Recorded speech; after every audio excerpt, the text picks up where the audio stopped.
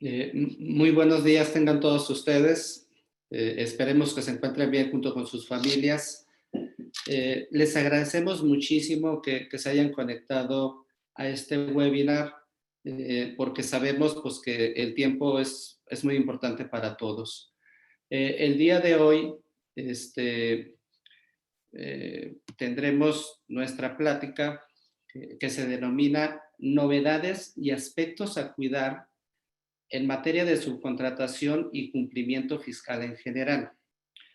Yo lo que les adelantaría nada más es que la parte clave de la plática o la palabra clave es cuidar, porque como ustedes se percatarán más adelante, la plática contiene puros puntos claves a cuidar en materia fiscal derivada de diversas modificaciones muy recientes en materia fiscal, ya sea de semanas o de meses, ¿no? A continuación me permitiré presentar a nuestros socios que intervendrán en la plática. Primeramente a César Gámez, quien es encargado del área fiscal de la ciudad de Guadalajara. También Francisco Ayala, que también es de la ciudad de Guadalajara, del área fiscal, y un servidor del área fiscal de la Ciudad de México. El contenido de la plática básicamente se resume en 6 puntos. El primero es el que está relacionado con diversas modificaciones al capital social. El segundo se refiere a compulsas de CFDIs. El tercero, platicaremos diversos aspectos de avisos de socios y accionistas, una obligación relativamente reciente. Luego, también comentaremos sobre complementos de carta aporte. Como ustedes se percatarán, hablaremos de varios puntos que son muy importantes que se derivan de la implementación de la reforma laboral. Y finalmente, platicaremos de prácticas indebidas en materia de contratación de publicidad, lo cual es un tema muy novedoso, ¿no? De reciente publicación. Sin más ni más, pues le cedo la palabra a mi socio Francisco Ayala para que elabore el primer tema. Adelante, Paquito, por favor. Gracias, Felipe. Muy buen día a todos. Un gusto saludarlos y estar aquí compartiendo con ustedes. Como bien comenta Felipe, o la idea de este webinar es transmitir situaciones que van más en función de un tema de cumplimiento, van en función de un tema de lo que hoy día estamos identificando que la autoridad está revisando, está levantando focos y que la intención es repasar esas situaciones o esas regulaciones nuevas que están surgiendo y que de repente cuando platicamos de la reforma como tal al inicio del año las comentamos, pero luego el día al día nos hace que las olvidemos y las perdamos de vista, ¿no? Hay varias disposiciones que las tenemos muy identificadas por tema de plazos y quizás esas sean las más fáciles de cumplir, pero vamos a ir viendo que hay otras tantas que ya no se van necesariamente en un tema de plazo, ya no son los fines de mes, ya no son los días 15, 17 de cada mes, y eso hace que nos perdamos en la operación y que empecemos probablemente a abrir focos rojos en la autoridad para venirnos a visitar o estar levantando la mano. Una de esas reformas que surge para este 2021 es un tema relacionado con el capital social, permítanme mencionar en ese sentido, así lo identifico, en donde buscan que las operaciones que se tienen con los socios en particular, se acredite la sustancia económica que se genera de los mismos, como pueden ser temas de aumentos de capital, reducciones, capitalizaciones, dividendos, etc. Y que estas obligaciones, lo que busca la autoridad es empezar a tener identificación del origen de los movimientos y como lo mencionaba, la sustancia económica, ya sea en numerario o en especie o en algún otro concepto que se esté generando.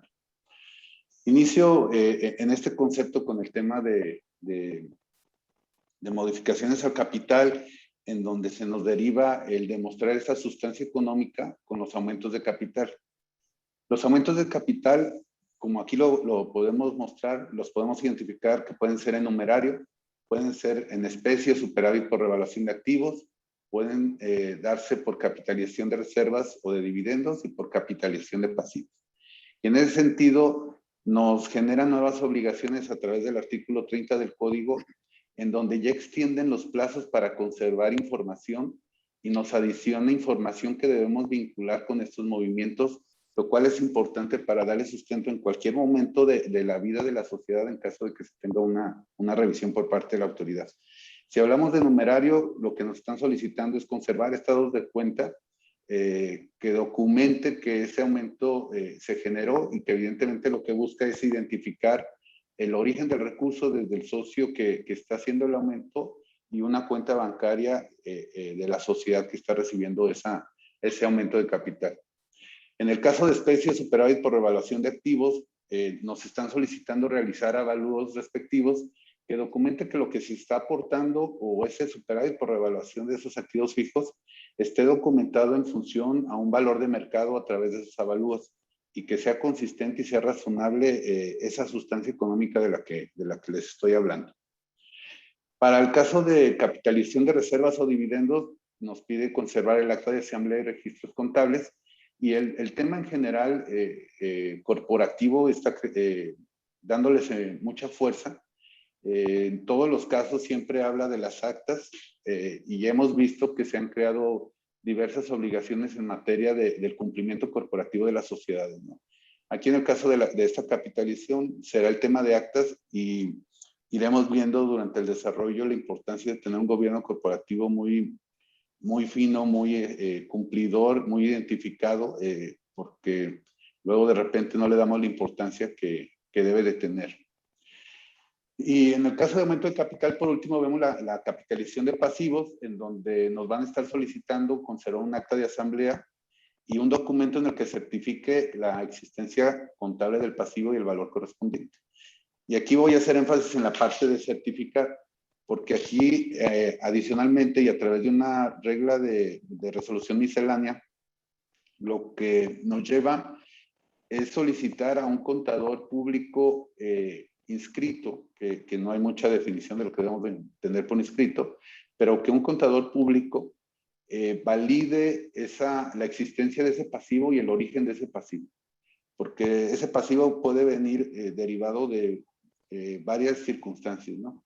Y es una serie de validación de procesos que tiene que hacer el contador que vaya a certificar, que le permita a la autoridad tener certeza del origen de esta capitalización. Y que va desde que estamos hablando de una capitalización por un pasivo que derivó de un préstamo, pues están pidiendo que se valide el contrato que dio origen, los recursos que coincidan entre los flujos bancarios de donde sale el dinero y de donde llega, un tema de evaluación de registros contables en donde estén conforme a normas de información financiera, etc. Es algo exhaustivo esta parte de certificación. Entonces necesitamos ser cuidadosos en cuando se hagan movimientos de capital para poder ir cubriendo y tener la validación de estas partidas y que esto nos puede llevar hacia atrás, sobre todo en el tema de la certificación, a validar operaciones de hace 3, 5, 10, 15, 20 años, ¿no? Porque la integración de esos capitales o de esos pasivos pudieran tener cierta antigüedad, sobre todo hoy día donde hay en algún sentido alguna limpieza de los saldos de las empresas. Pasamos a la siguiente, Felipe. Dejamos el tema de aumentos de capital y también en temas de disminución de capital nos pide que se acompañe, se integre como un documento de soporte estados de cuenta que expidan las instituciones, donde se identifique que esa disminución hubo recurso desde quien hace el reembolso hacia el socio que está recibiéndolo. Hablando de fusión o escisiones de sociedades, también hay regulación nueva en donde nos piden un estado de situación financiera que identifique y muestre esa fusión o escisión y un estado de variaciones en el capital contable. Adicionalmente, la identificación de los papeles de trabajo de CUC y CUFIN y los soportes de estos saldos que pueden ser usados con posterioridad para un tema de decreto de dividendos, venta de acciones, etc. Y tratándose de distribución de dividendos o utilidades, ahí lo que nos estará solicitando son estados de cuenta que expiden las instituciones financieras, que al margen de estas obligaciones, pues sabemos que la ley de sociedades mercantiles ya tiene ciertas obligaciones en el cumplimiento, particularmente de los dividendos. Entonces, habremos de considerar esta nueva regulación que, si bien no tiene una fecha, debemos de entender que debemos de estarla cumpliendo y documentándola a partir del momento en que se estén generando o dando estas circunstancias. Perfecto, Paco. Muchas gracias. Yo, si me permites, Paco, yo resaltaría aquí la obligación nueva esta de capitalización de pasivos, donde, como lo decías, lo que se requiere es la certificación de un contador público registrado y, y a través de la regla que ahora sí que regula, digamos, esa certificación, pues sí se pide una serie importante de aspectos que, que se deben de documentar en esa certificación. A lo mejor algunos no aplica, pero están ahí, ¿no? Entonces, sí es una serie, digamos, de puntos que se deben de documentar a través de esa certificación y, y esta regla pues es relativamente nueva, es del año pasado, entonces sí va a ser importante que la tengamos en cuenta en caso de que se capitalice un pasivo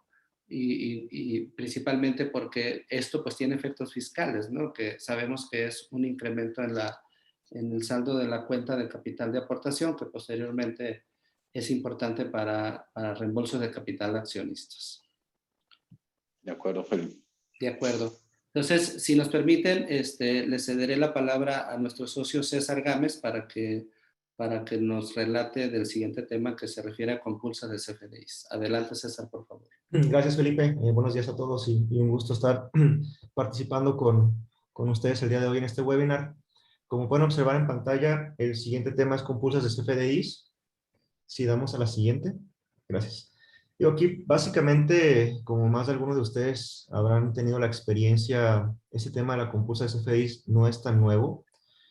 Prácticamente tuvo un origen en compulsas que la autoridad fiscal comenzó a realizar con relación a los CFDIs de nómina contra las retenciones a través de cartas de invitación. Eso yo por lo menos creo que tiene más de 2 años. Sin embargo, a partir del año antepasado, yo quiero pensar 2019 tentativamente, comenzó este programa de entrevistas de vigilancia profunda que inició a través de sesiones presenciales y después por la pandemia de forma virtual a través de la plataforma de Teams, en donde básicamente las autoridades están haciendo un escaneo del comportamiento fiscal de las compañías con base en toda la información que ellos ya disponen, como declaraciones, cuenta electrónica, CFDIs, obviamente. Y en estos procesos, en estas que también son cartas de invitación para atender esta entrevista, la autoridad tiene documentos, o mejor dicho, proporciona una presentación en donde contiene lo que ahorita pueden observar en pantalla, que es la descripción, los datos generales del contribuyente, el listado de sus obligaciones y el análisis y observaciones en un primer bloque enfocado a cuál ha sido el comportamiento de esas compañías en los últimos años, utilidad fiscal, ingresos declarados, coeficiente de utilidad, todo esto como para que el propio contribuyente tenga la sensibilidad de qué tanto conocimiento tienen las autoridades con relación a su comportamiento. Si damos a la siguiente diapositiva, y el segundo bloque de análisis y observaciones ya está más aterrizado al enfoque que quiere la autoridad y básicamente nos muestran cuáles son las diferencias y los porcentajes que representan esas diferencias comparando la información de los FDIs, tanto de ingreso emitidos por el contribuyente que está siendo sujeto a la entrevista, como los FDIs de ingreso de sus proveedores y los FDIs de nómina. Toda esa información la compulsan contra los ingresos de pagos provisionales, declaraciones anuales, retenciones de nómina, retenciones de IVA y las deducciones.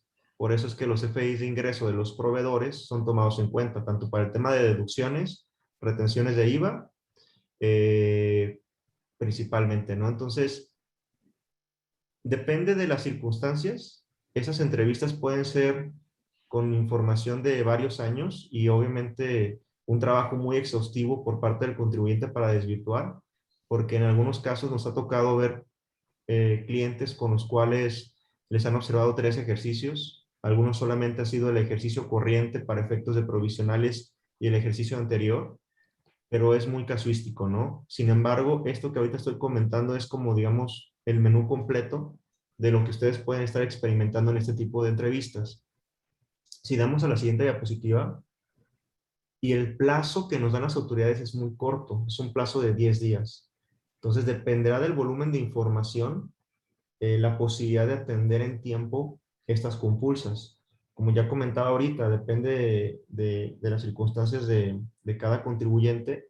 Hemos tenido casos en los cuales los 10 días son nada de tiempo, porque son compulsas de 3 años, en donde si involucramos CFDIs de nómina, retenciones de IVA, por ejemplo, estamos hablando de bastantes meses y de mucha información que hay que estar recopilando si es que no tenemos la costumbre o procedimientos internos para hacer compulsas de manera recurrente y ya disponer de información de primera mano para atender estas compulsas. Si damos a la siguiente diapositiva,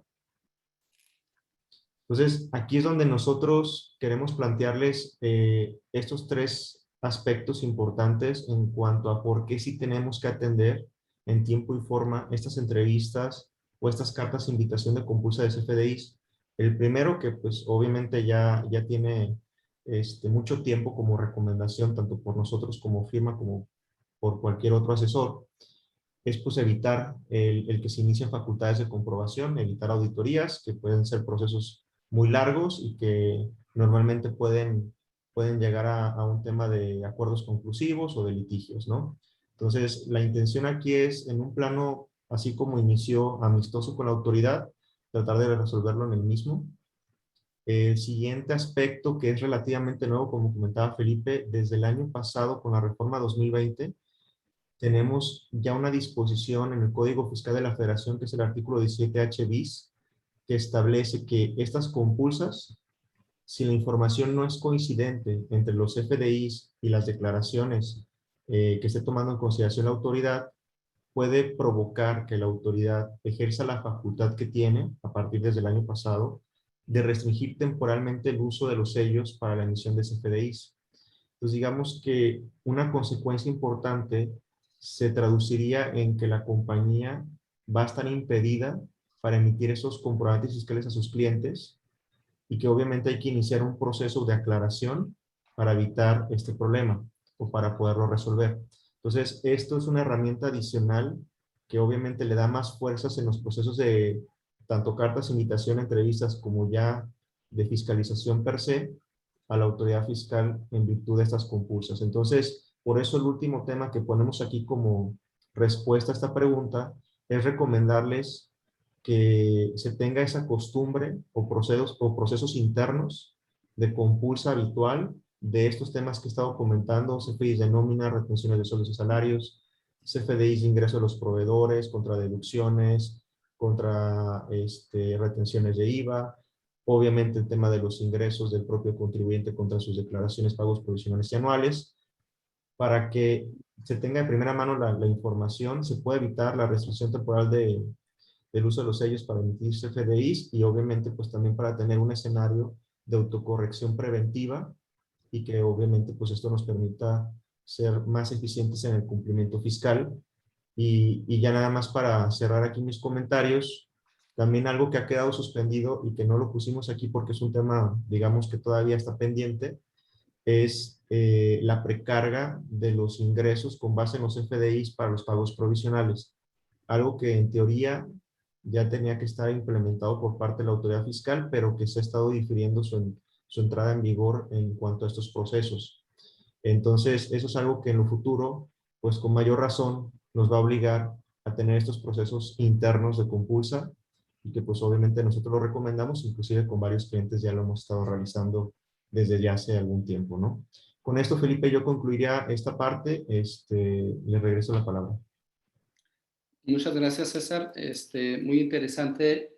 ¿Tú qué opinas, César, de qué, digamos, qué conexión tiene ahorita todo esto que nos has venido comentando y que pues ya, digamos, la autoridad fiscal yo lo he venido manejando de esta manera, con la reciente publicación de las tasas efectivas de impuesto respecto a ciertos sectores económicos, ¿no? Donde te dice, oye, mira, si tú haz tus cálculos con base en tus declaraciones de los últimos 5 años e identifica qué tasa efectiva de impuesto tienes y si esa tasa efectiva es la que calcules de tu declaración es mayor a la que está plasmada en el comunicado, pues te dicen que estás en un grado de menor riesgo, pero si es menor el cálculo, pues es de mayor riesgo. Entonces, ¿tú cómo visualizas ahorita, César, que eso, cómo lo va a ver la autoridad, ¿no? Con todo este proceso que ha venido de compulsas y ahora con estas publicaciones de tasas efectivas? Sí. Y gracias por la pregunta, Felipe. Mira, yo creo que todo este análisis de las tasas efectivas para grandes contribuyentes se ha nutrido de toda la información de los FDIs principalmente y de declaraciones, ¿no? Entonces, es evidente que la inteligencia artificial que está utilizando la autoridad fiscal cada vez le está buscando mayores usos con la finalidad de tener estos procesos, déjenme decirlo, de comunicación a los contribuyentes de por dónde puede ir la revisión, ¿no? Qué aspectos ellos van a considerar. No quisiera llamarlo de otra forma para no preocuparnos de más ni ser exagerado, pero sí hay que ser preventivos, sí hay que tomar en cuenta esos parámetros y la información digital que disponemos nos puede ayudar para resolver cualquier duda que la autoridad nos quiera plantear en virtud de esos coeficientes de utilidad que mínimo tendremos que estar reportando, porque es solamente un estándar, es un promedio de sectores. Obviamente no atiende las particularidades de cada contribuyente. Puede haber situaciones muy atípicas y ahora con la pandemia es creo que más que evidente que puede haber una variación que salga del promedio del sector que la autoridad está determinando esa tasa efectiva, ¿no? Entonces, creo que sí hay que aprovecharnos de la información que disponemos, es la misma que tiene la autoridad y nos puede ayudar para estar más tranquilos y principalmente por los periodos de tiempo tan cortos que hay que responder para tener de primera mano la información y atender esos procesos. Inclusive, digo, ya nada más para cerrar el comentario, el día de ayer o el día de hoy salió una noticia de la jefa del SAT, de Raquel Buenrostro, en donde aparentemente la intención es que en lo futuro, a lo mejor el próximo año, lo están planteando como parte de la reforma, eso habrá que verlo cuando se presente la iniciativa, de que ya exista un cálculo automático de algunos contribuyentes en cuanto a sus impuestos, con la finalidad de que simplemente entres y digas estoy de acuerdo, es lo que voy a pagar y listo, ¿no? Dependerá de cómo lo quieran implementar, pues puede haber muchas situaciones ahí jurídicas de por medio, porque hay que recordar que nuestro principio de determinación fiscal le corresponde al contribuyente. Tenemos un sistema de autodeterminación, no de una determinación por parte de la autoridad. Pero bueno, solamente lo comento aprovechando tu pregunta y porque es algo reciente que ahorita está en los medios. Oye, César, y complementando tu comentario y lo que acabas de exponer, el ejemplo lo tuvimos con la declaración anual 2020, ¿no? Donde ya estaba la declaración precargada y en donde estaba amarrado lo que se estaba timbrando y ya lo estaban cotejando contra los ingresos de pagos provisionales y que nos llevaba a hacer un amarre y un cuadro, ¿no?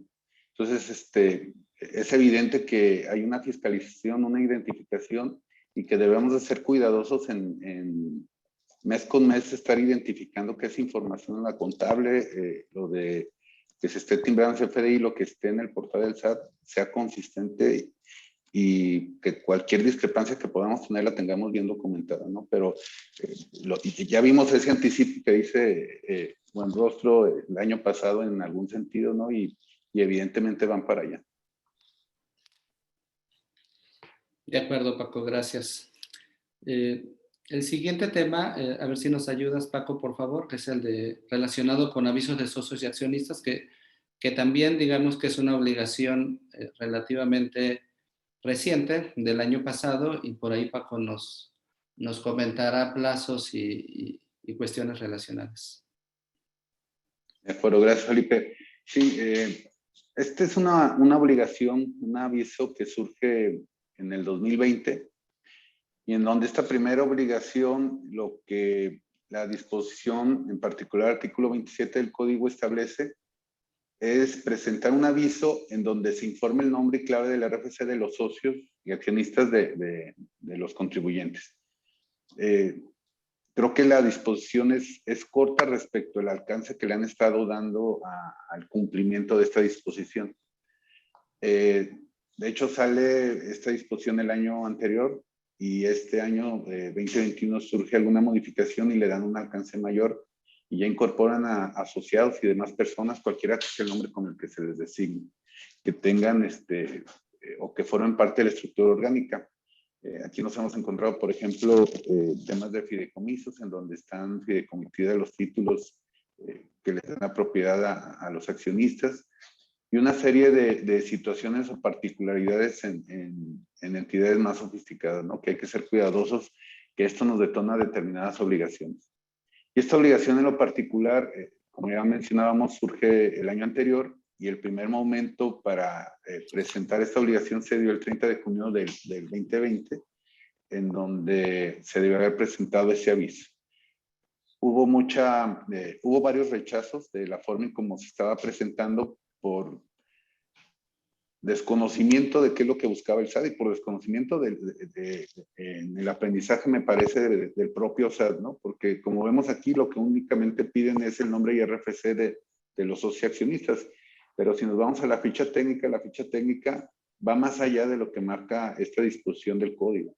Y la ficha técnica nos habla ya de documentar o soportar a través de un documento protocolizado la estructura accionaria de las sociedades. Lo cual ya es una obligación que excede lo que las propias disposiciones lo están haciendo, como puede ser la Ley General de Sociedades Mercantiles. Pero bueno, a esa fecha, el 30 de junio, evidentemente hubo mucho omisión o incumplimiento, y nos dan una prórroga que venció este 31 de marzo pasado, en donde dijo, oye, quien no pudo cumplir con ese plazo el 30 de junio, le damos una extensión para el 31 de marzo de 2021 para que nos muestre cuál es su posición accionaria. Aquí otra duda que existía es, oye, debo de presentar este aviso aún y cuando no he tenido modificación desde mi constitución. Había una serie de situaciones que yo creo que valdría la pena que la autoridad por ahí lo estuviera aclarando, y lo ha venido aclarando, pero a través de rechazos que se están dando de los avisos, ¿no? Por parte de los contribuyentes. Y la obligación siguiente o el plazo siguiente que nos están dando es respecto de las modificaciones que se tengan durante el primer semestre del 2021.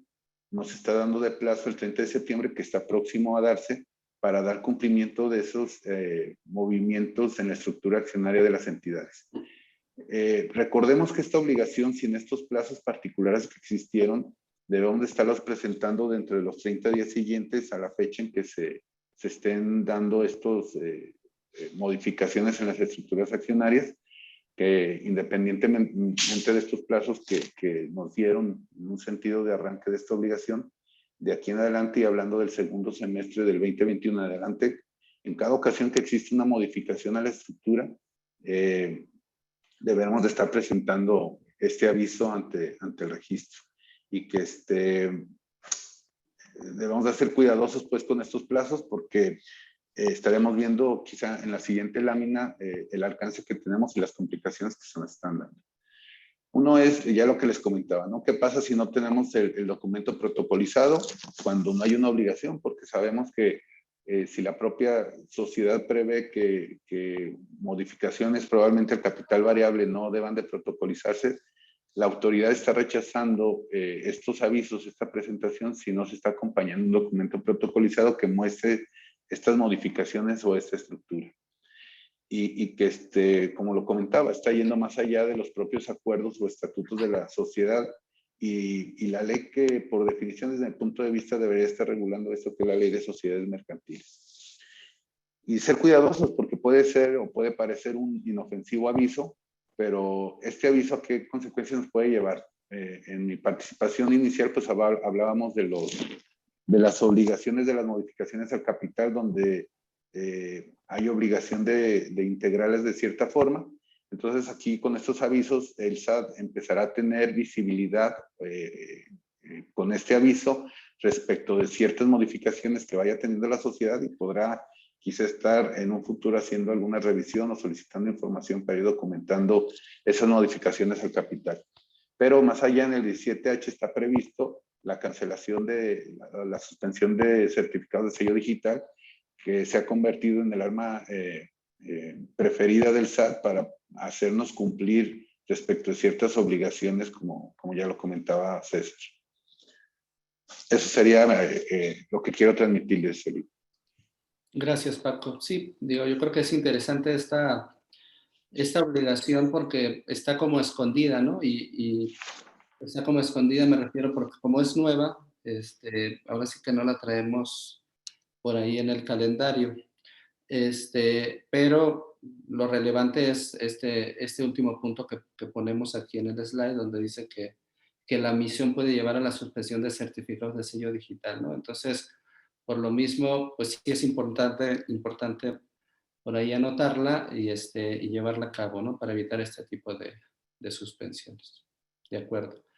Entonces, si nos permiten, pasaremos al siguiente tema para que nos ayude César Gámez, que se refiere al complemento de la carta aporte. ¿Qué nos puedes decir de esto, César? Gracias, Felipe. Pues creo que entramos a uno de los temas que muchos de los que estamos conectados posiblemente ahorita están batallando un poco porque, salvo el que va a comentar posteriormente Paco con relación a la reforma laboral, creo que esa situación del complemento carta aporte quedó suspendido por obvias razones, no era tan relevante por el plazo, era más importante la reforma laboral. Y ahora que estamos respirando un poco, ¿no? Después de la tormenta que tuvimos con relación a la reforma laboral, se están retomando este tipo de pendientes. Solamente para comentar un poco el antecedente, el 1 de mayo, a través de la resolución miscelánea, perdón, a través de la publicación en la página de internet del SAT, porque previamente ya estaba en la resolución miscelánea, en la página del SAT se dio a conocer el complemento carta aporte que había quedado también suspendido, como otro que voy a comentar más adelante, pero este ya lo conocemos. Y cuando se dio a conocer, se estableció un plazo para su implementación, que básicamente ese plazo vence el 30 de septiembre de este año. O sea, estamos a poco más de un mes para que venza la implementación que hay que hacer con el complemento carta aporte. Si damos a la siguiente diapositiva, aquí comentarles, este es el fundamento de la obligación de la emisión de este complemento carta aporte. Digo, algunos clientes nos han estado preguntando, oye, ¿qué tan procedente es? Lo cierto es que viene desde el código, simplemente era algo que había quedado suspendido de regulación particular y principalmente el conocimiento de la estructura de este complemento. Entonces sí tiene su fundamento y su soporte y obviamente la obligación de cumplimiento, que como vamos a ver en la siguiente diapositiva, la regla miscelánea 2719 establece los parámetros para cumplir con este complemento. Y aquí, solamente para hacer una aclaración de lo que seguramente ya muchos están viviendo. Este complemento, el obligado primario, es el transportista. Y para efectos de ejercerle presión al transportista en la emisión de este complemento, es que el transportista tiene que incorporar el mismo en el CFDI de ingreso que le emita a su cliente, que es quien contrata el servicio de la transportación de la mercancía de un punto a otro, ya sea por vías terrestres, marítimas o aéreas, que se cubran, digamos, las tres vías para efectos de transportación de mercancías. Entonces, el transportista es el obligado primario, tiene que ser a través del CFDI de ingreso que él emite, la incorporación del complemento carta aporte con toda la información detallada del tipo de mercancía que se está transportando. En caso de que la compañía que es propietaria de las mercancías con su propio equipo de transporte realice el traslado de las mercancías de un punto a otro, es la compañía la que tendrá que emitir el complemento carta aporte, pero a través de incorporarlo en un CFDI de traslado. Porque obviamente, pues, al ser un traslado con medios propios, pues no se tiene que emitir un CFDI de ingreso. Tendría que ser el de traslado, que es meramente informativo, para incorporarle otro aspecto informativo que es el complemento carta aporte. Entonces, esos son los dos escenarios que hoy en día estamos viviendo cuando se transporta la mercancía a través de un tercero que es el fletero, en donde él tiene la obligación a través de su CFDI de ingreso o a través del CFDI de traslado cuando el medio de transportación es propio de la compañía poseedora de los bienes. Básicamente eso es lo que están viendo en estas diapositivas. Entonces, aquí el tema, lo que hemos estado viendo en la práctica es de que los transportistas tienen cierto desconocimiento o también cierto rezago en el cumplimiento de esta situación y que ahorita vamos a abordar la actualización de las preguntas frecuentes que escaso 2 días el SAT lo acaba de publicar, o sea, la actualización. Previamente ya existían preguntas frecuentes en relación a este tema, pero pues, como todo, como apenas está retomando, pues tenemos ahorita preguntas actualizadas, ¿no? Y inclusive la última que voy a comentar rompe con la postura que muchos asesores teníamos con relación a la emisión del complemento carta aporte, pero me espero a ese punto. Si avanzamos en la siguiente, aquí ustedes pueden observar un resumen de lo que se pretende con el complemento carta aporte. Obviamente, pues acreditar la posesión jurídica legal de los bienes o mercancías. Si es que el fletero las está transportando, pues que demuestre que el propietario es quien contrató el servicio. Y si es a través de medios propios del contribuyente, pues que se denote que efectivamente él es el dueño de las mercancías. Que se permita la trazabilidad a través de la información de la procedencia y el destino en cuanto a la transportación de las mercancías. Que se informe cuál es el medio de transporte, si es terrestre, marítimo o aéreo.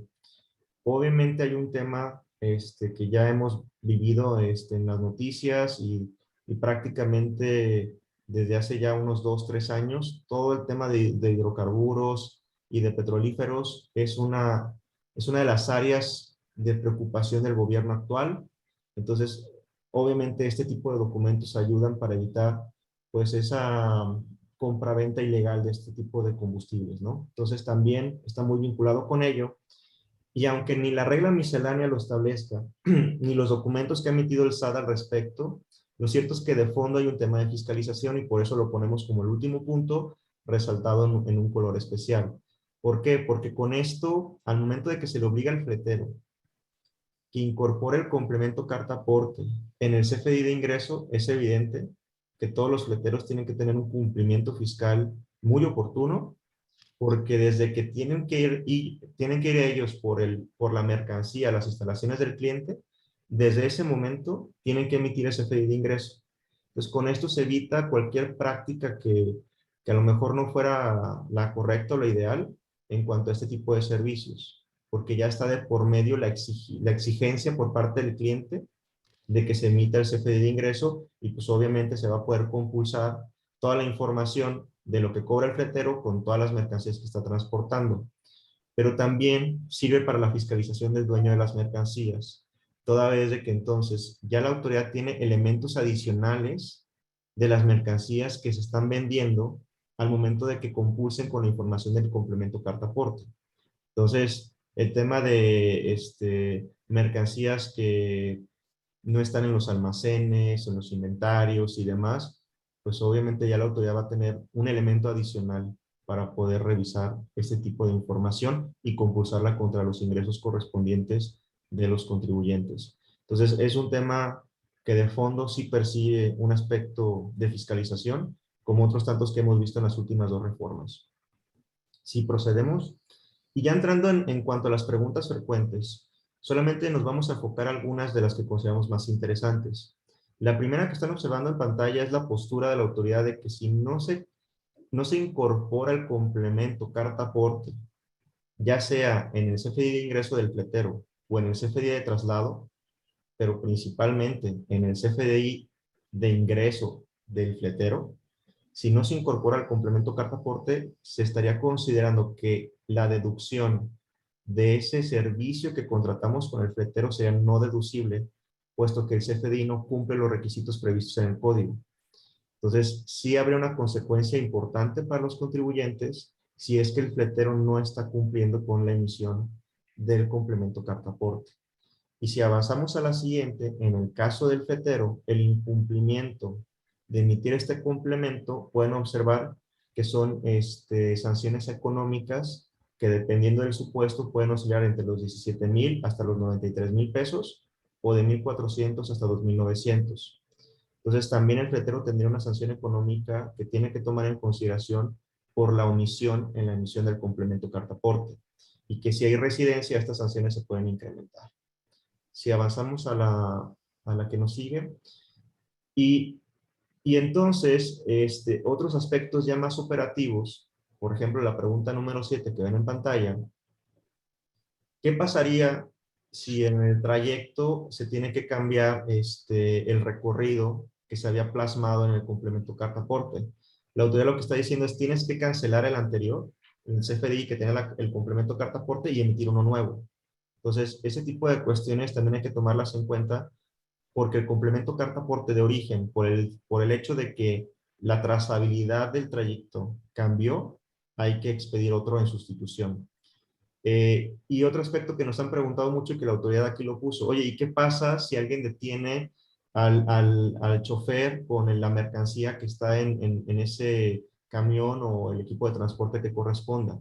¿Qué autoridades pueden retener esa mercancía, pueden hacer la inspección para verificar si efectivamente o no se emitió el complemento carta aporte? Básicamente nos dicen que el SAT, cualquiera de sus diferentes unidades. Entonces, cualquier persona del SAT puede hacer la inspección, la verificación de la emisión del complemento carta aporte, pero también lo puede hacer la Guardia Nacional, que como ustedes habrán observado, la Guardia Nacional está por todos lados, y cualquier autoridad de la Secretaría de Comunicaciones y Transportes. Entonces, vamos, hay varias autoridades involucradas en el proceso de verificación de la emisión de este complemento carta aporte, recordando que si no se cuenta con el mismo, pueden retener la mercancía al margen de las sanciones que comentaba de la no deducción o de la sanción económica para el fletero. Si avanzamos. Y también otra de las preguntas es, ¿qué sucede si en la transportación no solamente hay un destino, sino que hay varios destinos? Afortunadamente, el complemento carta aporte puede incorporarse, se le puede incorporar a todos los destinos que estén involucrados en el trayecto. Entonces, con un solo complemento carta aporte, se pueden visualizar uno o más destinos para efectos de cumplir con esta obligación. Y la parte importante que está en la pregunta 10 y en la 6. La 10 es para el contribuyente, la 6 es para el fletero, por eso cambia la numeración. Las dos establecen que si se trata de un solo equipo de transporte que lleve mercancías de dos personas diferentes, o sea, dos dueños distintos, dos clientes del fletero distintos, por cada uno de ellos hay que emitir el complemento carta aporte. No se puede utilizar uno para diferentes dueños de la mercancía, ¿no? Y eso se aclara en estas dos preguntas. Si procedemos. Y las últimas dos preguntas que consideramos relevantes de todo el documento es que también se le ha preguntado al SAT, oye, pues para yo hacer la emisión del complemento carta aporte, principalmente el fletero, pues yo necesito contratar un desarrollo con mi PAC, porque pues obviamente no tenía los parámetros para cumplir con esta obligación. Entonces ellos preguntaron si el SAT iba a incorporar en el servicio gratuito de emisión de CFDIs la posibilidad de emitir este complemento carta aporte, a lo que la autoridad contestó que efectivamente lo van a realizar, pero todavía no lo tienen. Entonces, por cuestiones de tiempo, sinceramente yo no estoy seguro si lo van a alcanzar a realizar de aquí al 30 de septiembre y nuestra recomendación es que se haga la implementación propia tanto por los fleteros o por las compañías que utilizan medios propios para transportar sus mercancías. Y la última pregunta que les adelantaba, que rompe lo que habíamos establecido a inicios con esta obligación cuando se publicó el complemento carta aporte del 4 de mayo, es que las disposiciones, tanto la regla miscelánea como todos los documentos que hasta antes de esta actualización se habían publicado por parte de la autoridad fiscal, es que la transportación terrestre solamente a la que teníamos que atender para la obligación del complemento carta aporte era por carreteras federales. Entonces, la transportación dentro de una misma ciudad técnicamente no obligaba a la emisión del complemento carta aporte.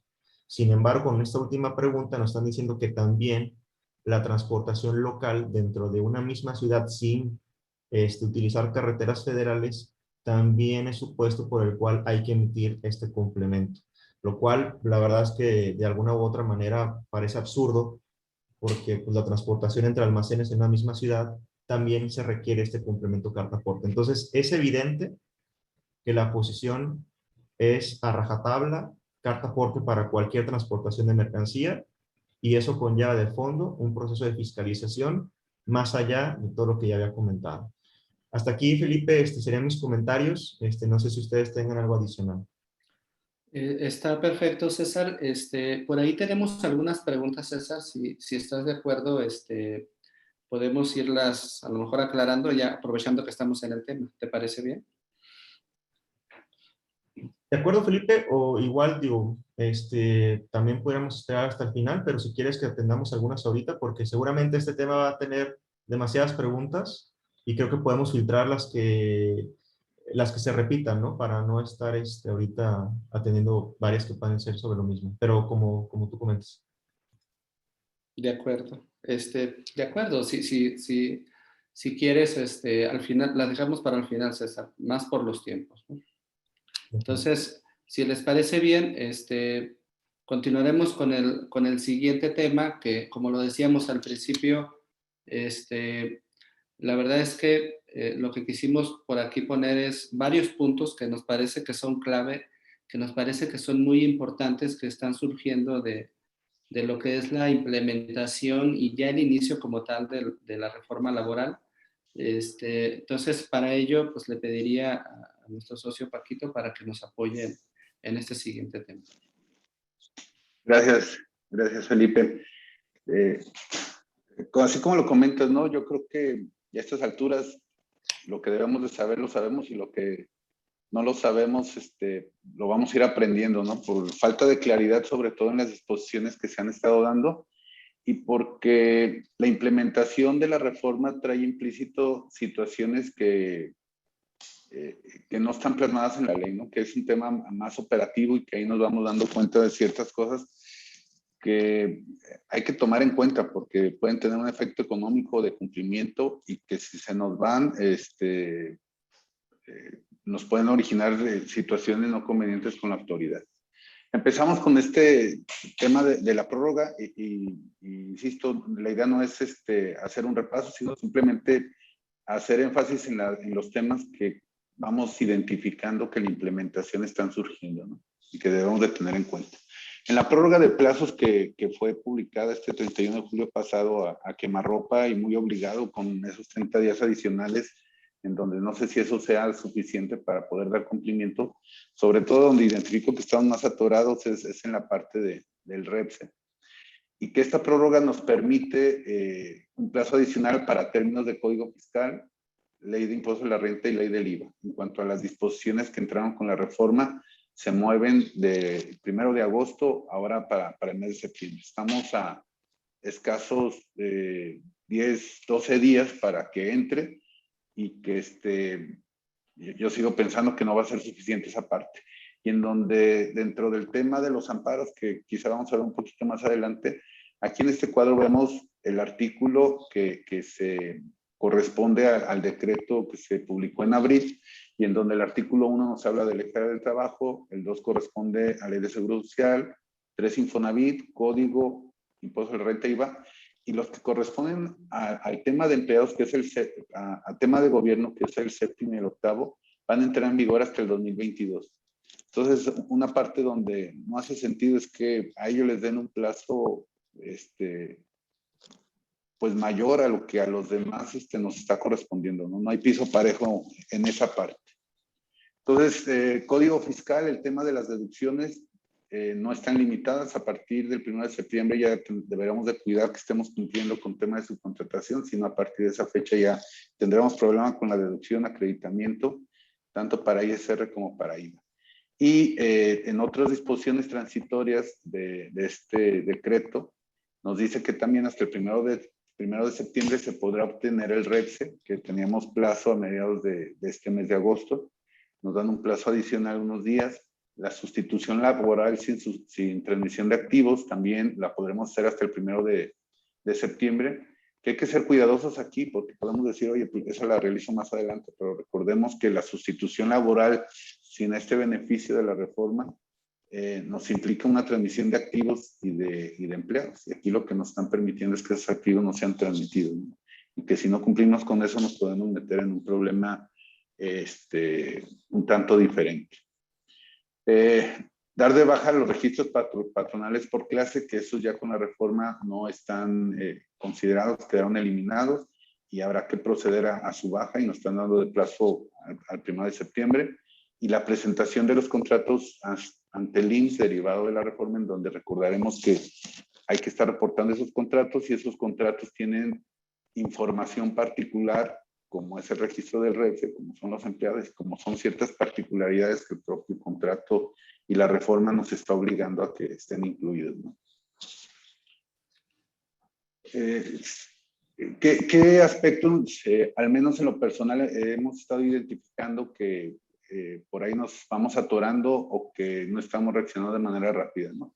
El tema del análisis del objeto social y o de la actividad preponderante. El objeto social, en el enfoque del acta propiamente, tema corporativo de la sociedad, en donde la recomendación es sí identificar, sí cuidar que no nos limite el poder subcontratar y enfocarnos expresamente a lo que nos pueda complicar, ¿no? Porque de repente lo que queremos es componer todos los alcances del objeto social y tenemos actividades previstas ahí que no tienen que ver con la reforma, que no quiere decir que no se puedan mover, pero quizás no es el momento para hacerlo. Entonces, si hablamos de un tema de arrendamiento, de venta de bienes, de forma de comercialización, pues quizá no esté tan ad hoc con el objeto social hoy día, pero tampoco es para un tema de la reforma laboral que nos limite, porque no son servicios propiamente lo que se estén dando. Entonces, cuidemos, sí revisemos, sí en lo que nos ha tocado identificar. Yo les digo que en un gran porcentaje hay una, llamémosle como una rasurada al objeto social en algún sentido, son pocos los movimientos. Si tenemos todo ese tema de servicios, maquila, todo lo que implique servicio, hay que leerlo con detenimiento para saber que no nos limite el poder subcontratar ese servicio en algún momento. Y la actividad preponderante,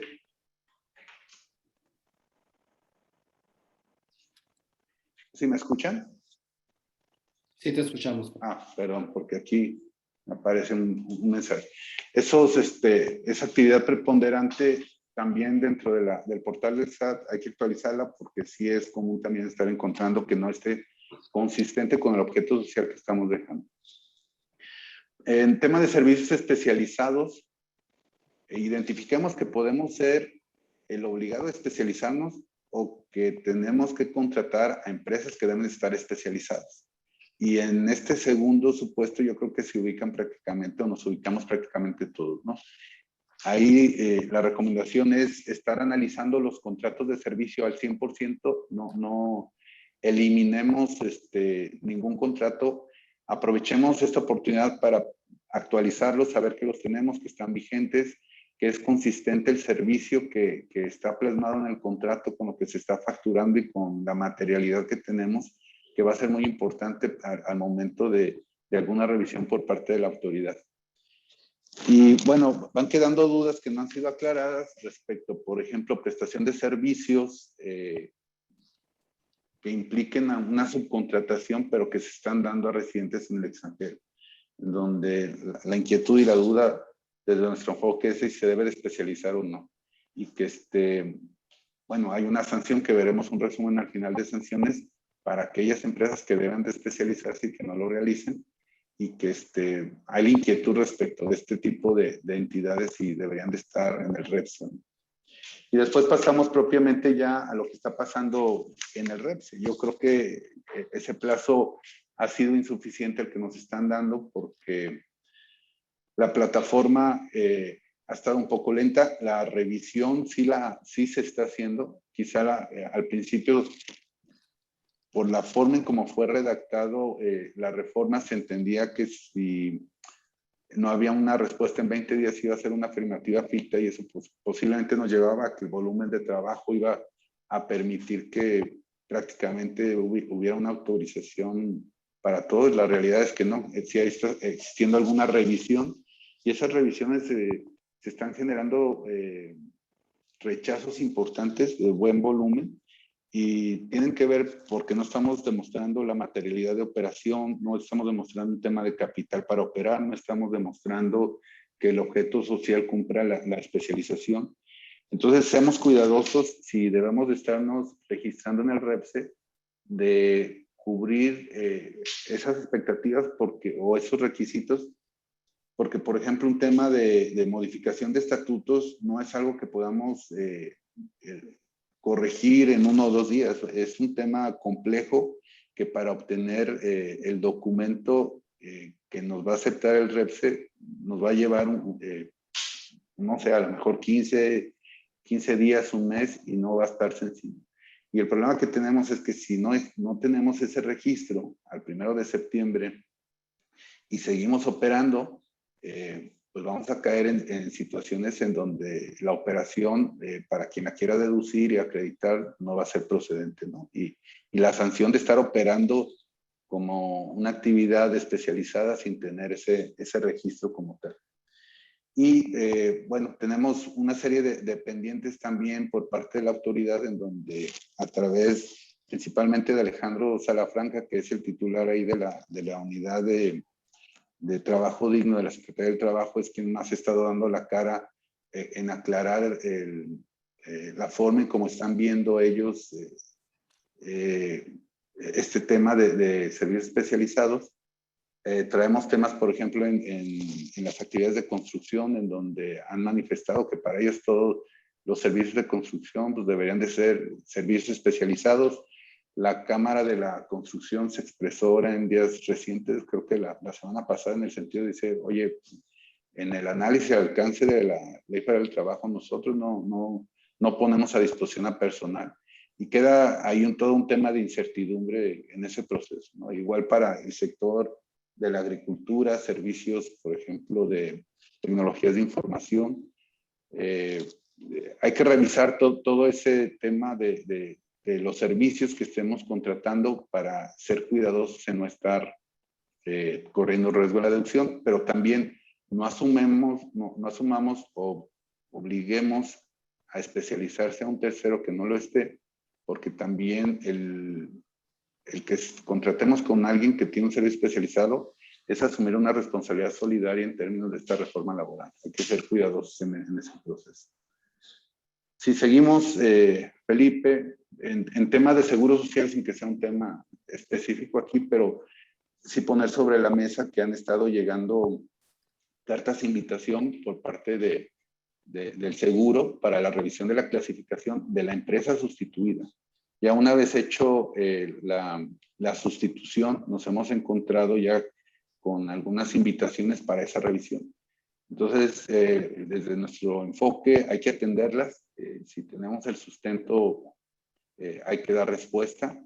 Y si no, tenemos que cuidar que la prima que se transfiera a la empresa que asume a los empleados pues sea consistente con la actividad, porque si no vamos a originar que brinque una revisión derivado, una revisión a la empresa que jaló a los empleados o que registró a los empleados derivado de que no venía con una prima de riesgo adecuada. En tema de prevención de lavado de dinero, Ley Federal para la Prevención de Operaciones con Recursos de Procedencia Lícita, hay que recordar que el tema de subcontratación estaba ya previsto desde el año, no recuerdo, 2002, ahí a lo mejor si me equivoco, tú me corriges, César, que lo tengo fresco, y que tema de subcontratación ya era algo previsto como una actividad vulnerable, y que este año, no propiamente en la ley, pero sí a través de un anexo, sí establecen la obligación o sí señalan que los servicios especializados por tema de reforma laboral se consideran como una actividad vulnerable. Y este anexo 11 sale publicado el 21 de mayo y nos da un plazo al 1 de abril para que se dé cumplimiento a estas operaciones, incluso de manera retroactiva. Entonces, quien en virtud de esta reforma laboral que empezó en el mes de abril, se ubican en un servicio especializado, deberán de darse de alta y estar presentando los avisos que se estén generando por un tema de prevención de lavado de dinero. Y platicamos en tema de amparo, sin ser en lo particular el especialista, pero sí no dejando de ver que se nos abre una nueva posibilidad de amparo por los procesos de fecha. Ya tenemos el antecedente donde ya algunas empresas se les otorgó la suspensión, lo que es favorable en términos de la reforma. Habrá que ver en qué enfoque cada quien se está amparando, pero yo creo que lo importante es que esta prórroga que se está generando abre la posibilidad nuevamente de generar esos amparos, ¿no? Entonces, evaluar en qué posición están y si es conveniente para cada uno el ir por esta vía. No olvidemos y rápidamente repasamos, ¿no? Ya está próximo el tema del 1 de septiembre, donde ya hay obligaciones adicionales derivados de operaciones con empresas especializadas. Si tenemos contratados servicios de vigilancia, de seguridad y otros más, debemos de ser cuidadosos en el cumplimiento, ¿no? Hay que desarrollar, en algunos casos estamos viendo que hay necesidad de desarrollar un área de compliance dentro de las empresas. Ahora el tema de EDOS, CEFOS, en su momento lo veíamos, temas de materialidad, y ahora con recabar cierta información cuando tengamos estas operaciones con empresas de servicios especializadas, debemos de recabar de ellos que cuenten con el REPSE, un contrato que esté de acuerdo a la reforma, copia de los comprobantes fiscales respecto de los trabajadores que están otorgando el servicio, el comprobante de pago por tema de las retenciones de impuesto sobre la renta a los empleados, el pago del seguro social y Infonavit. Eso debemos de tenerlo, porque aun y cuando quien me esté prestando el servicio esté con su registro, pero si no me entrega esta información, no podré generar la deducción de esos pagos. Y en tema de IVA, pues igual nos piden el tema del registro REPSE y debemos de recabar copia de la declaración de IVA y el pago correspondiente al mes. Hay muchas dudas, ¿no? Respecto de, oye, pues ¿de qué me va a servir recabar una declaración? A lo mejor esa declaración del IVA va en ceros y con eso ya estoy cumpliendo. A lo mejor esa declaración trae un saldo a favor y cómo puedo darme cuenta de que se está presentando. Finalmente creo que falta mucha regulación. No hay, hoy día como en el pasado lo hubo, recordarán que por ahí en el pasado estaba el aplicativo, el famoso aplicativo que a través de la plataforma del SAT trataron de facilitar el cumplimiento. No funcionó, lo dejaron por fuera. Hoy día no hay norma o señales de cómo vamos a cumplir. Y entonces, a partir del 1 de septiembre, si no hay reglas, de manera tradicional, debemos de ser cuidadosos de estar recibiendo esta información, estarla salvaguardando, cuidarle, abrir los expedientes para cubrir la deducción adicionalmente de lo que implica cada pago. De acuerdo, Paco. Muy interesante. La parte de subcontratación, Paco, de los servicios especializados, creo que de los puntos a resaltar de lo que acabas de decir es verificar bien si hay o no puesta a disposición de personas, ¿no? Para saber si estamos en el supuesto de servicios especializados que necesitan el REPSE, ¿no? Porque en caso que sí, pues esos necesitamos verificar si chocan o no con el objeto social. Paco, ¿te parece bien que las siguientes las veamos un poco más ágil, nada más por cuestiones del tiempo, ¿no? Por favor. Sí, de acuerdo. Evaluaciones en un tema económico que hay que ir previendo al cierre del año. Ya es esto asumiendo que ya está implementado, ¿no? Al cierre del año, quien tuvo sustitución patronal se puede ubicar un tema de una PTU que deberá ser pagada por dos patrones. Porque si transferimos voy a poner el caso de un insourcing a una empresa operativa, pues un empleado estuvo laborando para dos patrones. Entonces habrá que cuidar el cumplimiento de esta situación. Vamos a tener el tema de no deducibles por nómina exenta para quien reciba los empleados derivados de la reforma, en donde recordarán que la nómina exenta nos genera un 47.53 dependiendo de la situación de no deducibles respecto de los conceptos exentos que perciben los trabajadores. Hay que cuidar y ahí podemos tener un efecto de incremento en coeficiente de utilidad respecto de eso no deducible. El ejercicio que hemos hecho en algunos casos nos lleva a un tema de variaciones de 1 a 3 puntos en el coeficiente de utilidad, que en una empresa operativa ese 2-3% sí afecta en el flujo porque son montos de ingresos muy superiores a los que viene manejando un insourcing. En el cálculo anual de los trabajadores, pues no está previsto la sustitución patronal. Habrá que tener en cuenta cómo dar este cumplimiento y que probablemente sea a cargo en este año en particular a los trabajadores, porque como van a trabajar durante el año con dos patrones, no inician o no terminan durante el año y eso exime al patrón de hacer el cálculo anual. Entramos al tema de la retención del 6%, que es un tema ahí complicado en su cumplimiento y que deja muchas inquietudes de cómo cumplirlo. ¿Qué va a pasar a partir del 1 de septiembre, donde ese artículo 1A ya no va a estar vigente? Si operaciones que se generaron, se devengaron con anterioridad al 1 de septiembre, deberán de conservarse esa retención y entregársela con posterioridad, o a partir del 1 de septiembre ya no debemos de estar generando ese 6% y deberemos de estar cancelando, sustituyendo esas facturas, porque pudiera haber un entendimiento de que ya no hay esa obligación como tal. Lo que yo recomendaría es tratar de cuidar esas operaciones, no pasarlas más allá de septiembre, para que queden finiquitadas y liquidadas y no nos lleve a un tema de controversia. Desde mi enfoque y lo que ha venido pasando cuando hay modificaciones de IVA, se generan reglas en miscelánea que nos permiten dar cumplimiento a esas particularidades que al día de hoy no las tenemos. Entonces, en lo que esperamos hay que ser cuidadosos y tratar de anticiparnos en la medida de lo posible. Y evaluar temas de esquemas reportables. Si en la reestructura y en la operación que se hizo para dar cumplimiento con la reforma laboral nos lleva a hacer algún reporte en esa situación. Nos hemos encontrado ahí, de repente nos enfrascamos en el cumplimiento de la reforma laboral y este tema de esquema reportable queda a un lado, ¿no? Y muchas veces es simplemente informativo y no nos lleva a un tema más allá que estarlo reportando. Entonces, hay que cuidar esa parte también. De acuerdo, Paco. Yo, si me permites, Paco, resaltaría rápidamente porque creo que estos puntos son muy importantes ahorita en esto de la subcontratación.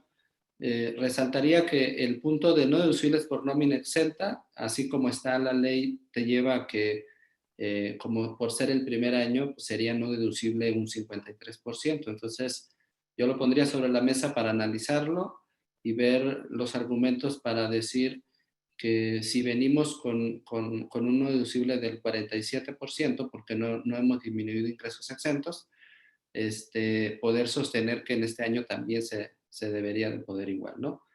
El otro es el del cálculo anual de los trabajadores. Pondría sobre la mesa analizar si deben o no presentar el cálculo anual de los trabajadores o hacerlo el patrón, ¿no?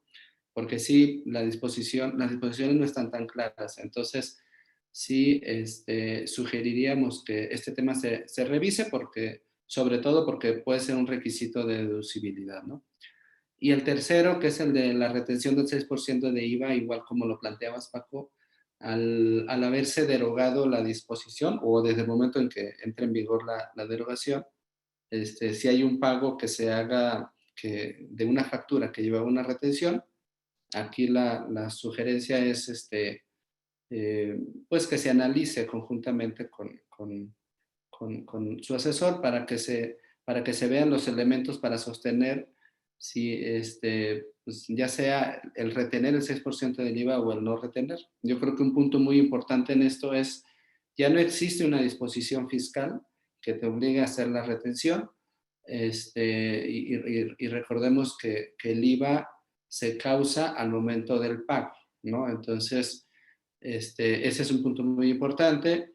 Y sobre todo que no hay disposiciones transitorias que hablen sobre qué hacer, como lo decía Paco ahorita, y tampoco han salido reglas misceláneas. Entonces, sí es un punto que recomendamos se revise o se revise inclusive pues cómo finiquitar esas operaciones antes de que entre en vigor la disposición, ¿no?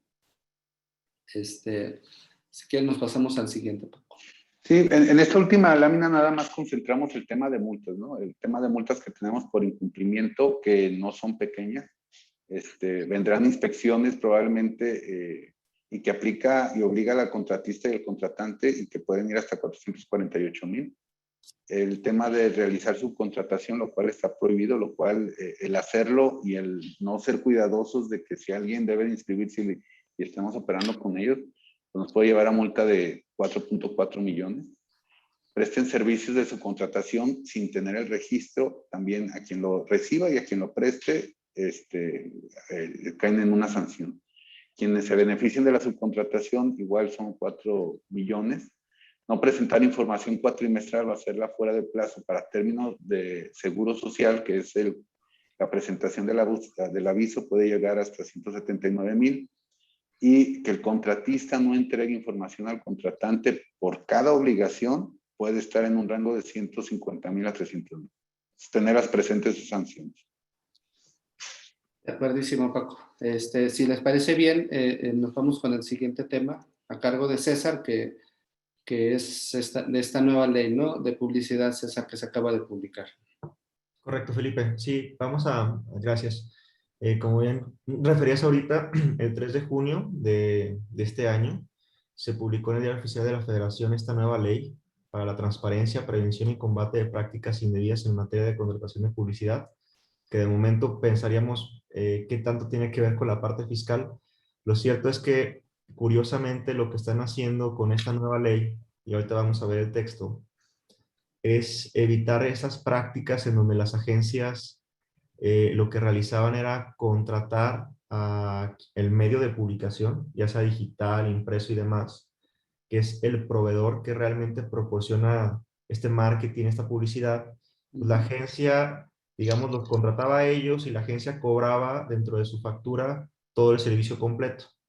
Entonces aquí, bajo una explicación que se hace en la propia ley y en el proceso legislativo, con la finalidad de evitar que se encarecieran los servicios publicitarios, malas prácticas por las agencias, tener más transparencia en la información, es que se publicó, y digo, obviamente, pues se aprobó esta ley. Entonces, eso es lo que pretende, y ahorita vamos a ver el efecto fiscal. Sin embargo, nada más para tener conceptos básicos, la propia ley establece que la agencia de medios o agencia es quien da este servicio de buscar los medios a través de los cuales se va a hacer todo el proceso de publicidad o de marketing. El anunciante, pues, es el cliente que contrata a la agencia para que vaya a buscar a esos proveedores. Y el medio de comunicación o medio es quien realmente proporciona ese servicio de publicidad a través de medios impresos, telecomunicaciones, radiodifusión e internet, ¿no? ¿Cuáles son los temas más jurídicos que fiscales más importantes de esta ley? Los que ven en pantalla, o sea, las agencias no pueden adquirir espacios publicitarios por cuenta propia para luego revendérselos al cliente. La agencia solo puede recibir como remuneración por sus servicios lo que le pague el cliente para que contrate a los medios de comunicación. O sea, la agencia solo cobra su servicio, pero no puede cobrar lo que el medio de publicidad va a cobrar por el servicio del marketing o la propia publicidad. Entonces, estos son dos aspectos medulares, inclusive en las sanciones, que vamos a comentar muy brevemente más adelante. Se establecen sanciones importantes si es que las agencias no cumplen con estas prohibiciones, ¿no? Si avanzamos en la siguiente. Y aquí viene la parte fiscal, y esto es lo que debería de preocuparnos a todos, porque esta ley entra en vigor, como pueden observar en la primera diapositiva, en septiembre de este año, el 1 de septiembre. Entonces ya el tiempo pues, está encima, ¿no? Prácticamente. ¿Qué es la parte fiscal importante? Que la agencia solo va a facturarle al cliente sus servicios de buscar los medios de publicidad, y los medios, que son los que realmente realizan el servicio publicitario, tienen que emitir sus facturas en beneficio de quien contrató el servicio, o sea, el anunciante. Entonces, prácticamente aquí estamos hablando que las agencias, como ocurre con los agentes aduanales, son terceros que van a recibir los recursos económicos por parte del cliente para utilizarlos en contratar realmente el proveedor del servicio publicitario. Y el del servicio publicitario tiene que emitir su factura con los datos fiscales del cliente, no de la agencia. Entonces, con esto, como comentaba, lo que se persigue es mayor transparencia en los costos y en los servicios de los medios de publicidad, Inclusive en la factura de estos medios de publicidad tiene que venir esta información que ven en pantalla. Bueno, no en la propia factura, puede venir en un documento adicional, pero tiene que proporcionarse esta información al cliente, que son las fechas, lugares de difusión, los espacios publicitarios difundidos, los formatos utilizados y los precios unitarios de los espacios publicitados, incluyendo en su caso los montos de cualquier descuento otorgado por el medio. Entonces, esta información tiene que proporcionarse al cliente final. Y como decía, aquí el tema medular es, las agencias ya no pueden emitir su factura considerando el costo del medio publicitario. El medio publicitario tiene que entregar su propia factura directamente al cliente y la agencia solamente por su servicio de gestoría o de intermediación. Si avanzamos. Y la información que ahorita comentaba de los medios de difusión, las fechas y demás, se tiene que conciliar entre la agencia y el medio para que de forma previa a la emisión de la factura que el medio va a realizar al anunciante, se haya conciliado y entonces coincidan en la información. Eso también es un tema importante en el procedimiento. Y como les comentaba, el tema fiscal es que aquí estamos realizando un pago a través de terceros. Recordar que el artículo 41 del reglamento del impuesto sobre la renta prevé la posibilidad de hacer este tipo de transacciones y que sean deducibles para, en este caso, el anunciante del cliente. Y también recordar que existe la regla 27113 que habla del complemento de identificación del recurso y minuta del gasto por cuenta de terceros, el famoso complemento de pago a través de terceros, el cual al día de hoy no ha sido publicado por el SAT. Entonces, por eso yo refería previamente que en el caso del complemento carta aporte, ese ya había pasado bastante tiempo sin que fuera publicado en la página del SAT. En cuanto se publicó, se estableció un plazo para su implementación, que ya lo refería, pero este en particular, este complemento todavía no ha sido publicado. Entonces, si esta ley entra en vigor, técnicamente no vamos a tener posibilidad de cumplir con el complemento y de momento será inoperante. Y solamente tendremos que atender a este proceso que explicaba de facturación, en donde la agencia solo por su servicio de intermediación y el medio publicitario por efectivamente ese servicio de publicidad. Si avanzamos, aquí les dejamos las sanciones, no me voy a detener mucho, hay dos sanciones medularmente, es principalmente para la agencia, o sea, estas son sanciones para la agencia. En el caso del anunciante, del cliente, pues la consecuencia será la no deducción si es que no se recibe la factura por parte del medio de publicidad de forma directa. Entonces, esa es la parte medular para las empresas que contratan estos servicios de publicidad. Y las agencias, porque ese es el enfoque de la ley, más allá de un tema fiscal, el enfoque es evitar este tipo de prácticas que como comentaba, no han gustado porque los precios se inflan y que también conlleva de fondo un aspecto fiscal de que por ahí hay una cuestión de posiblemente evasión fiscal por facturas estratosféricas en materia de publicidad. Las consecuencias para las agencias son el 2% sobre sus ingresos o el 4% sobre sus ingresos, dependiendo de lo que está listado. Básicamente del 4%, por poner un ejemplo, es si ellos están haciendo lo que está prohibido por la ley, ¿no? Que es recibir remuneración distinta a lo que son sus propios servicios de intermediación o inclusive comisiones por parte de los medios publicitarios. Entonces, una sanción bastante alta del 4% o del 2% de sus ingresos. Dejamos a su consideración esta nueva ley. Obviamente lo importante es que se realicen los procesos correspondientes de manera interna en cada compañía para que ahora las facturas sean como ya lo explicaba, ¿no? Básicamente esos serían los comentarios, Felipe.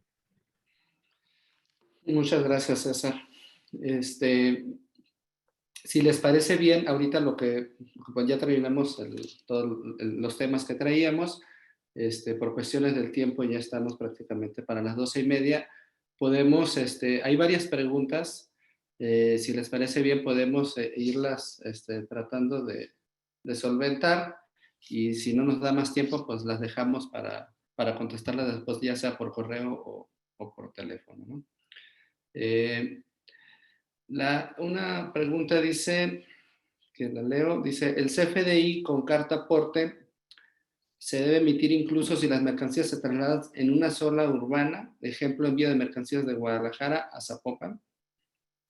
Desafortunadamente, con la última pregunta frecuente que comenté, esa sería la postura de la autoridad. la verdad, yo en una posición particular diría que no, porque esto se supone que es por transportación a través de medios o de carreteras federales. Sin embargo, bueno, pues si ya sabemos la postura de la autoridad, lo conveniente es no correr el riesgo de la no deducción porque la factura del fletero no contempla el complemento carta aporte o la consecuencia para la compañía en caso del CFDI de traslado por no haberlo emitido, ¿no? De acuerdo. Aquí hay otra que me imagino que es para Paco. Dice, ¿qué pasa si el acta no tiene relacionado el 100% de los accionistas? Bueno, lo que ocurre cuando se presenta habrá que conocer cuál es el origen porque no está el 100% de los accionistas, ¿no? No sé si el propio acta manifieste el que no esté en el 100%. Quisiera pensar que no, porque si no, ahí nos metemos a otro tema. El SAT lo que va a identificar o amarrar es lo que esté reportado a través del acta. Si el acta nos lleva a identificar que no está el 100%, creo que nos lo van a invalidar o nos pedirán información adicional. De acuerdo. Aquí hay otro que dice, el plazo del 1 de septiembre es para obtener el REPSE o tramitarlo, porque la autoridad tarda 20 días o más en autorizarlo. Es obtenerlo, porque ya el plazo se nos dio. Recordemos que había ya un plazo que venció, que eran los 90 días que vencían a mediados de este mes, y extendieron eso a este mes de septiembre. Entonces, quienes estén apenas iniciando el proceso, creo que ya van tarde y van a tener problemas. Que de hecho en esa parte, Paco, digo, nada más para complementar, es en donde resulta engañosa la prórroga, porque Exacto. conforme al plazo anterior, tú lo solicitabas y aproximadamente en agosto lo tenías, pero a finales de agosto. Y la prórroga te dice que lo tienes que obtener a más tardar el 1 de septiembre, entonces quedas en la misma. Exacto. De acuerdo. En el caso del complemento carta aporte, entiendo que el complemento de traslado lo debe emitir el dueño de la mercancía. Por ejemplo, si yo empresa vendo mercancía a un cliente nacional y me indica que se la entregue en su almacén con mi vehículo de reparto, ¿quién debe emitir el complemento de traslado? ¿Yo como vendedor o él como cliente? Sí, en esa pregunta, y de hecho vi varias parecidas. Digo, aquí nada más que nos quede claro el enfoque, ¿no? El enfoque es quién realiza la transportación de las mercancías y esa sería la persona obligada a emitir el complemento cartaporte.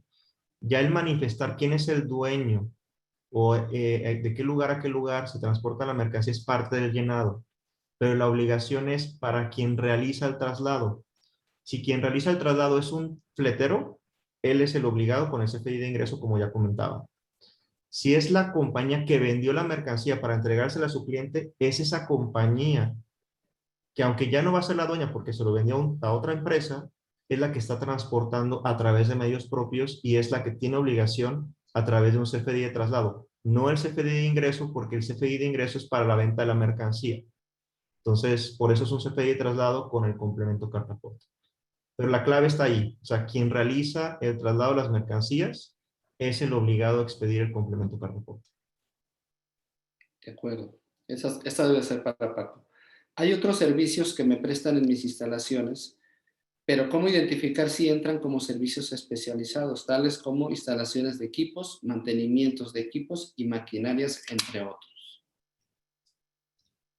Es parte de lo que no se ha podido tener claridad. Y algo dentro de las conferencias que ha dado Alejandro Salafranca para tratar de identificar si se debe especializar o no, él lo que ha dicho es que si el servicio está prestado en las instalaciones, quien está del contratante, quien lo está prestando debe ser empresa especializada. Me parece que es una exageración. Habría que revisar los casos particulares y los contratos, cómo están identificados, ¿no? Pero quizá habría que ser cuidadosos en el sentido de que si lo que están haciendo es vender el equipo, la actividad preponderante es la comercialización. Habría que identificar cómo se plasma o si se factura, por ejemplo, la instalación.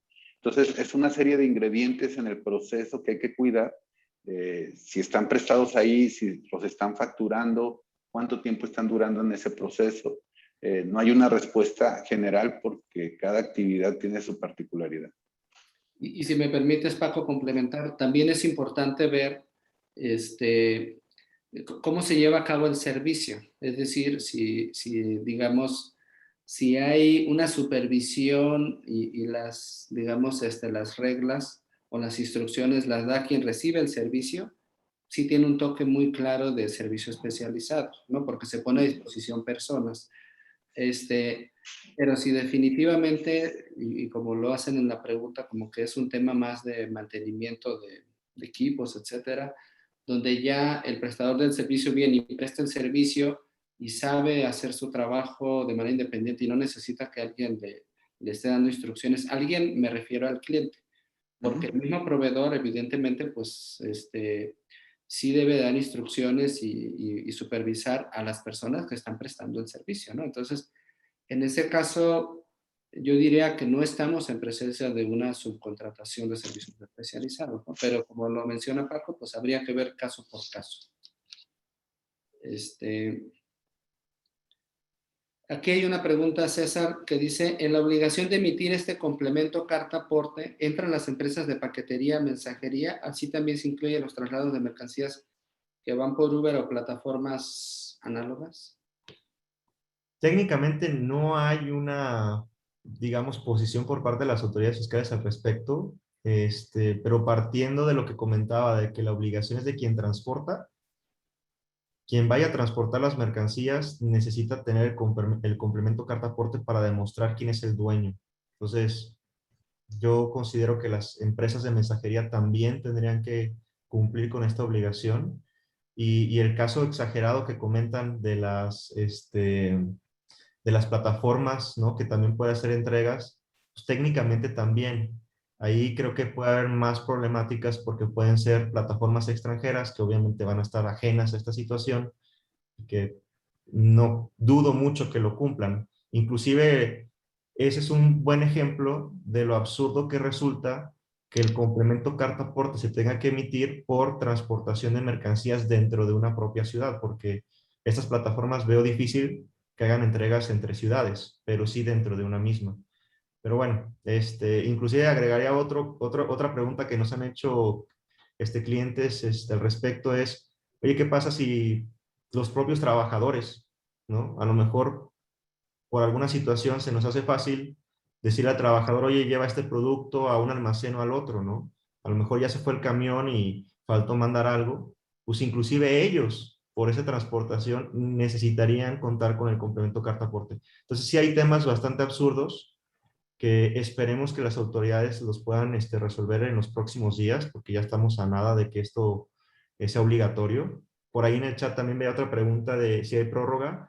Hasta el día de hoy no se conoce ninguna prórroga, pero valdría la pena que, digo, ahora sí que el pedir no empobrece, ¿no? Que esto lo mandaran hasta el próximo año, porque con tantos cambios que tenemos, si ustedes recopilan las fechas, entre todo lo que hemos comentado en este webinar, la prórroga de reforma laboral, la ley de publicidad, carta aporte, todos en septiembre.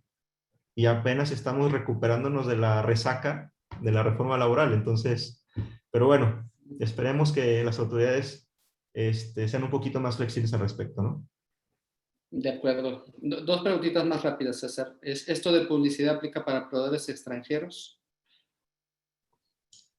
Técnicamente no, porque es una ley doméstica, es una ley mexicana, entonces los extranjeros no deben de cumplir. Sin embargo, sí le aplica a las agencias. Entonces, si yo contrato una agencia mexicana para que el medio de publicidad sea un extranjero, digamos, por poner un nombre, ¿no? Contrato publicidad en línea con Google de Alemania, de Estados Unidos o de donde sea, no con Google México. El medio de publicidad es extranjero, pero la agencia que yo contrato va a ser mexicana. Entonces, la agencia mexicana me tiene que emitir la factura por su servicio de intermediación, pero Google extranjero, o sea, Estados Unidos o el que sea, me tiene que mandar su comprobante directamente a mí.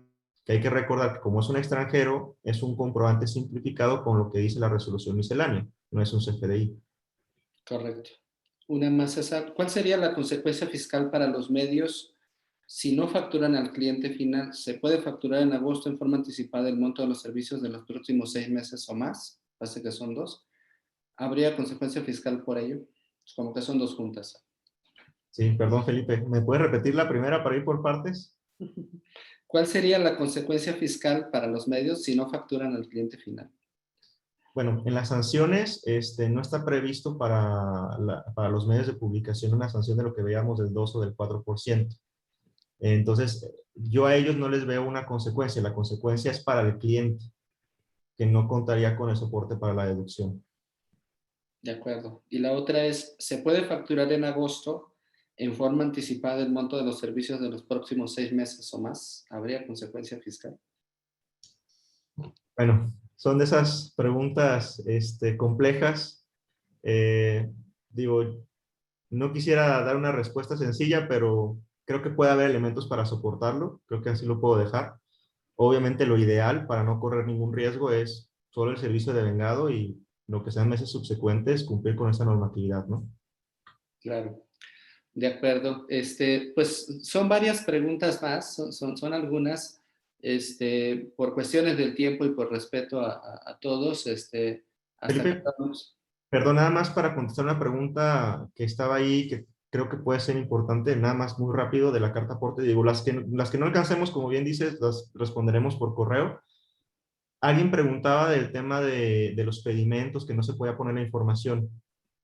Aprovechando y permitiéndonos el hecho de que en la firma tenemos prácticamente todas las áreas fiscales, nuestro socio Rodrigo García me hizo favor de apoyarme y confirmar que efectivamente en el complemento carta aporte vienen los apartados específicos para manifestar la información de los pedimentos. Entonces, solo es cuestión de que en el desarrollo se les habiliten y que se utilicen los catálogos correspondientes. Pero bueno, digo, en el tema de comercio exterior hay otras cuestiones importantes que considerar con los agentes. Entonces, eso igual posteriormente pudiéramos estarlo transmitiendo a nuestros clientes, ¿no? Gracias, César. Para que vean que estamos en vivo, ¿no? César ya nos ha contravenido 2 veces a lo que nos hemos aquí telepateado Paco y yo, pero está bien, estamos en vivo. Pues les agradecemos muchísimo. Las preguntas que están, las vamos a contestar todas. Esperemos tener los correos y los contactos de todos, las vamos a responder.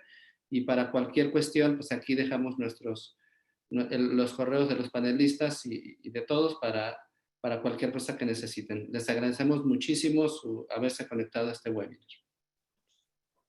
Buen Gracias. día, gracias. Gracias.